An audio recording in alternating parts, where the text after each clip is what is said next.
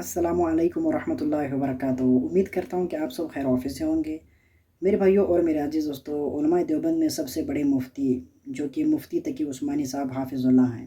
मुफ्ती तकी उस्मानी साहब से बहुत बड़ा ब्लंडर हुआ है कि उन्होंने जो नमाज का तरीका लिखा है, नमाज़ें पढ़ें सुन्नत के मुताबिक, उनकी किताब है। उस किताब में उन्होंने तशहद के बाद में दरूद और दुआ करने का ज़िक्र ही नहीं किया। हो सकता है शायद वो भूल गए होंगे।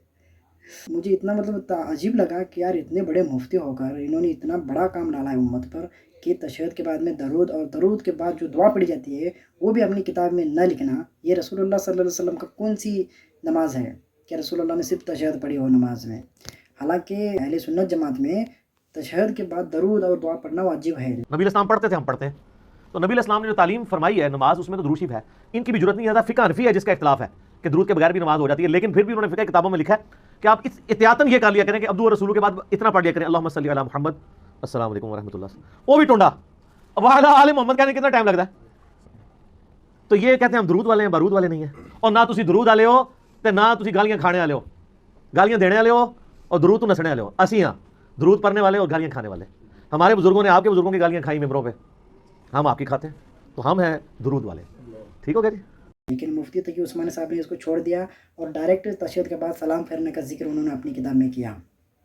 ये पहला ब्लंडर है, जो बहुत बड़ी गलती है। इस पर रुजू भी नहीं हो सकता क्योंकि ये किताब है, किताब को बयान कर देना पड़ेगा मुफ्ती तकी उस्मानी साहब को।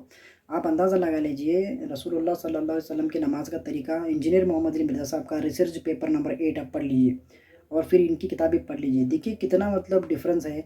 एक भी हवाला उन्होंने नहीं दिया, उम्मत को गुमराह किया उल्टा।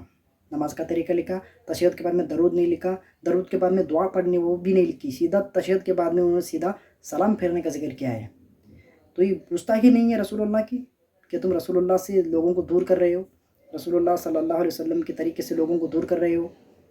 तो उलमाए देवबंद में ये इतनी बड़ी गुस्ताखी हुई है कि उन्होंने और दूसरी ब्लंडर भी ये भी किया कि जो तशहद में उंगली उठाना है ना, वो उंगली उठाने की तशहद को इल्ला को उठाना है और गिराना है। भाई ये क्या किस हदीस में है, उसका हवाला भी उन्होंने नहीं लिखा। तो ये भी उनकी बहुत बड़ी गलती है। गलती नंबर 3, उन्होंने औरतों की नमाज का तरीका जो लिखा है, उन्होंने लिखा है कि पैरों से पैर मिला के खड़े होने चाहिए औरतें, और रसूलुल्लाह सल्लल्लाहु अलैहि वसल्लम ने इस चीज़ से मना किया। हुज़ूर ने फरमाया कि नमाज के अंदर पैरों से पैर मिलाकर खड़े न हो। जी, रसूलुल्लाह का इरशाद। एक तरफ रसूलुल्लाह मना कर रहे हैं, दूसरी तरफ मुफ्ती तकी उस्मानी साहब कह रहे हैं वो करो। तो अब आपके हाथ में फ़ैसला है मेरे भाई, जो करना है वो आप करें।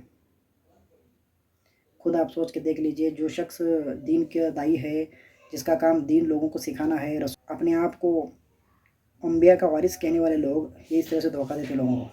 हुज़ूर अक़दस सल्लल्लाहु अलैहि वसल्लम जब सजदे में जाते थे रसूल करीम, तो उनके एड़ियाँ एक दूसरे से मिली होती थी, ये रिवायत मिलती है। हालांकि औरतों को पैरों से पैर मिला के खड़े होना कहीं रिवायत नहीं मिलती। औरतों का नमाज का तरीका भी उन्होंने अलग बना लिया है हनफियों ने। तो जज़ाकल्लाहु खैरा मेरे भाई, आप खुद फैसला करें क्या सही और क्या गलत है।